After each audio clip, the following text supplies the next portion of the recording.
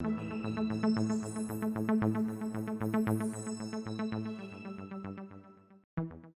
afternoon, and thank you for joining us on ABC 50 Now Live. I'm Isabella Colello. Tomorrow marks the official start of the fall season, so what does that mean for weather? Let's check out our latest 7-day forecast from Storm Team meteorologist Jim Teske. Hello, North Country meteorologist Jim Teske. It's a warm and humid day. Temperatures in the upper 70s.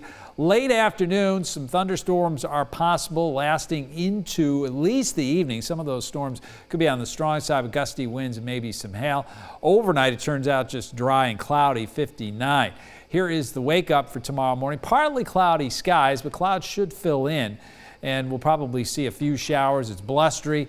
60 degrees. That's all we can do for the high temperature tomorrow. So it's going to feel like fall. Fall arrives on Thursday evening. Now Friday, a little bit more in the way of sunshine. Still breezy, 57 the high. Nice rebound on Saturday. Less wind with a mix of sun and clouds, 63 degrees. Showers are moving back in on Sunday. Starts an unsettled pattern that'll carry us into early next week. More showers Monday and Tuesday with highs close to 60 degrees.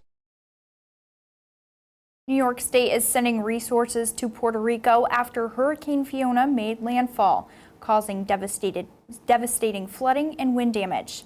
Officials say it is the worst storm to hit the island since Hurricane Maria 5 years ago.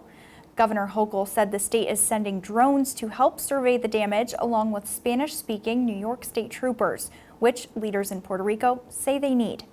Troopers began deploying earlier this week and will continue to leave for Puerto Rico throughout the remainder of the week.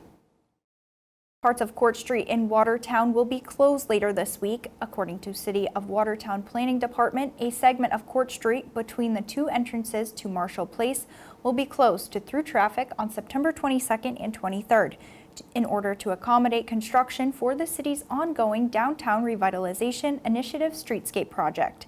Court Street between Public Square and Marshall Place will remain open to access for businesses. The public parking lot will also remain open for use, but as the project progresses, short segments of roadways and sidewalks will be subject to temporary closures. Local traffic on Court Street will need to use Marshall Place as a detour, and non-local traffic will be urged to use alternate routes such as Black River Parkway or Arsenal Street.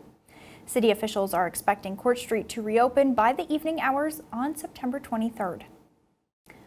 Water levels are once again a conversation on Lake Ontario and the St. Lawrence River. However, this year, high water is not the conversation. I spoke with officials, a marina owner, and a local boater to learn more.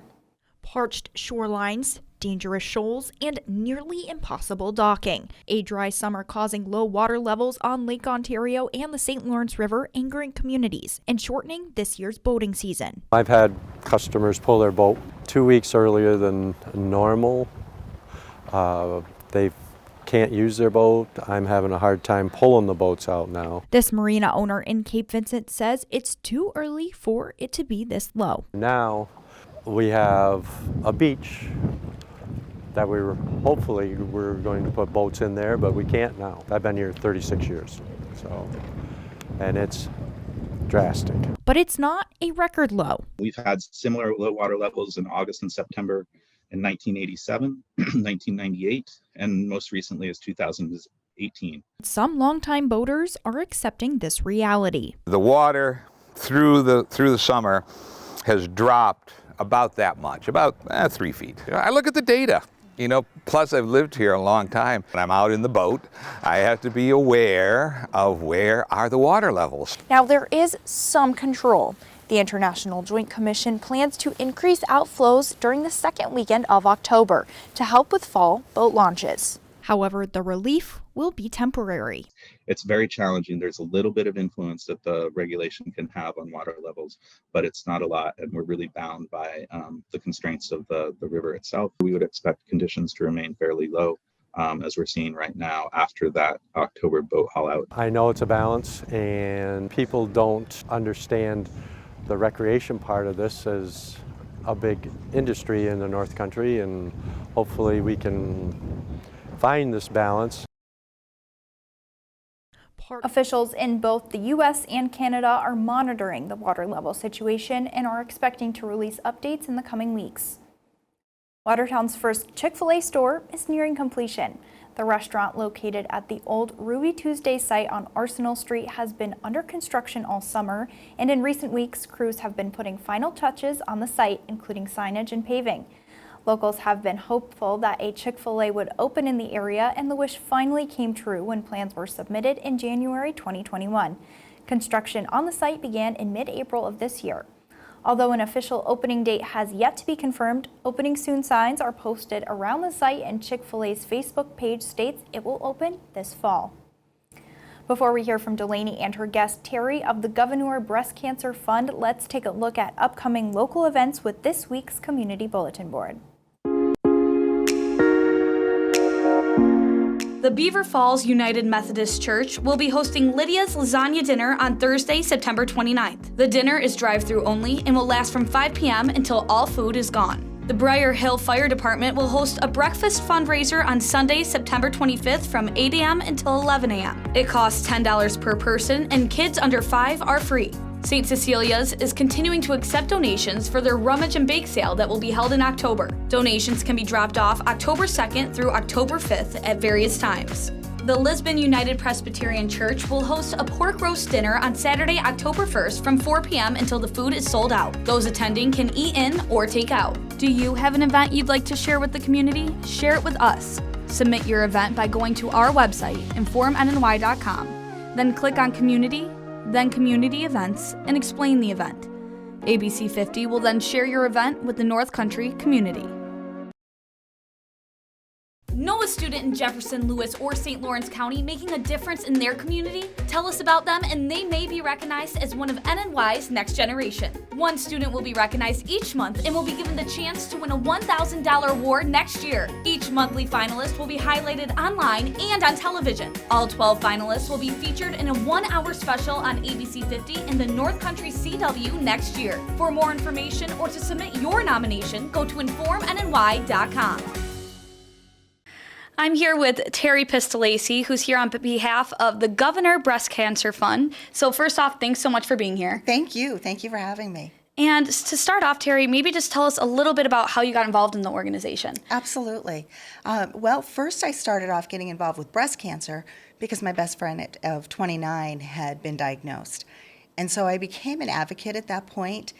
And when the Governor Breast Cancer Fund had an opening on the board about 12 years ago, they asked me to join, and the rest was history, as they say.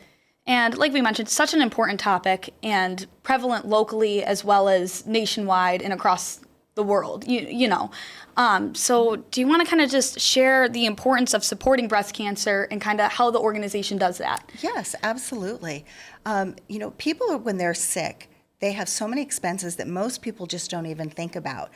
And when you add the diagnosis of cancer in front of it, no matter what kind of cancer, you have additional travel expenses. You have additional expenses as far as going to the pharmacy, and not just prescription medication, but over-the-counter medications.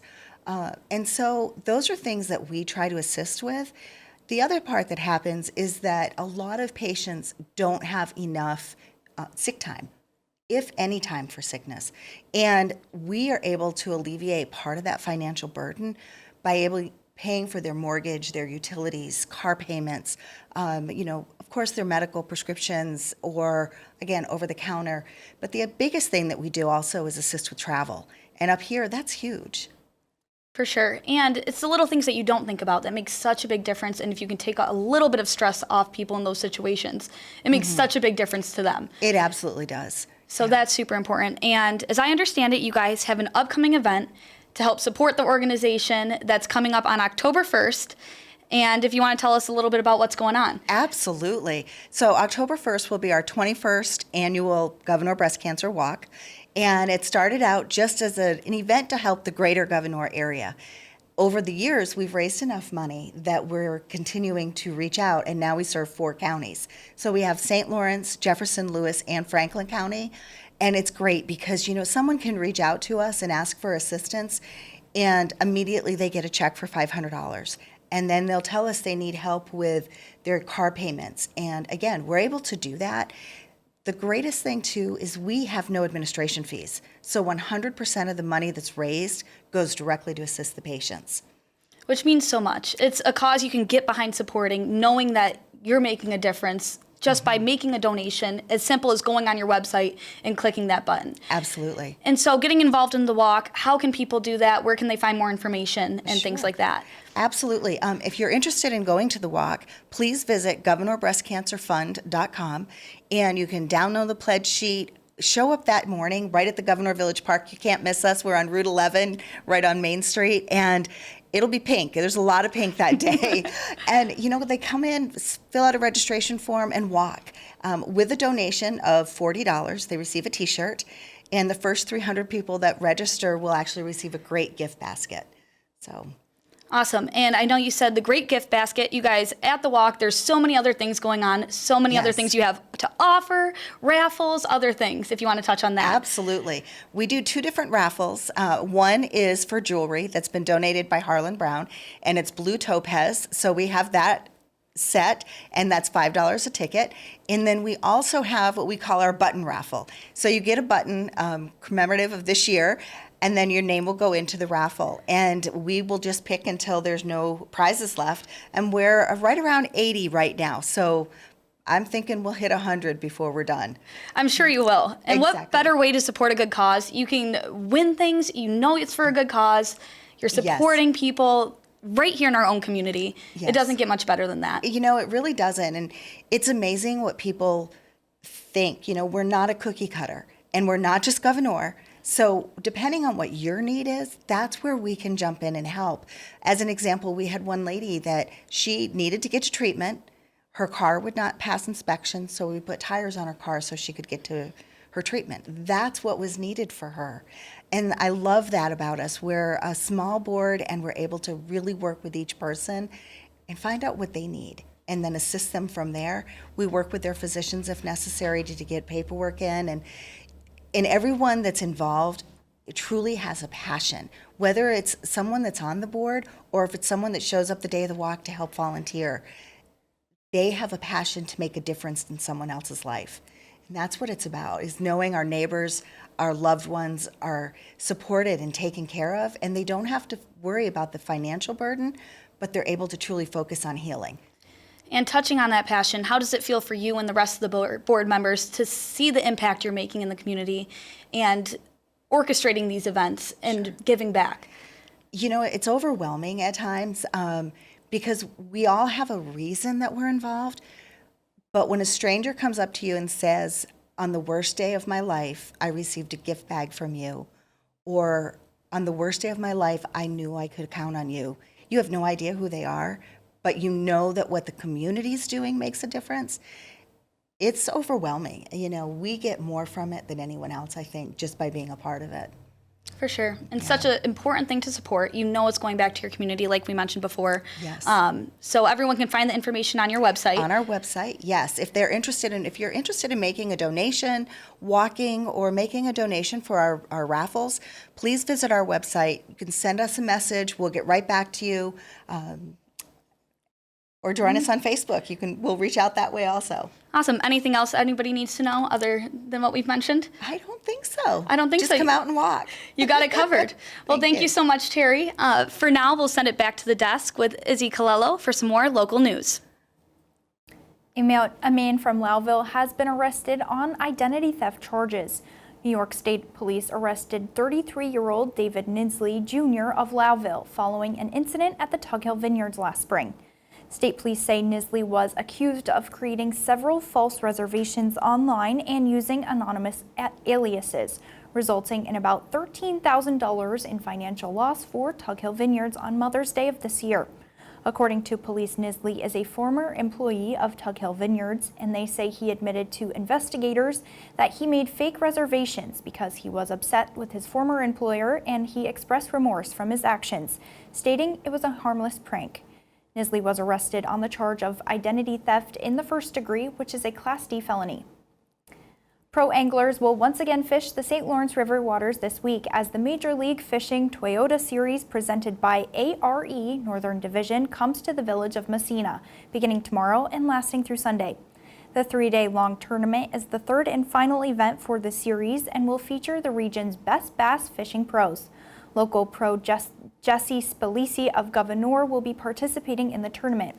Anglers will fish for a top prize of up to $75,000, and anglers who finish in the top 25 of their division will qualify for the championship round and compete for up to $235,000. The competition will begin at 7 a.m. each day from the Messina Intake Boat Launch. Many of us know the importance of introducing STEM curriculum to elementary students. However, what about taking it to an Army base? Fort Drum is doing just that.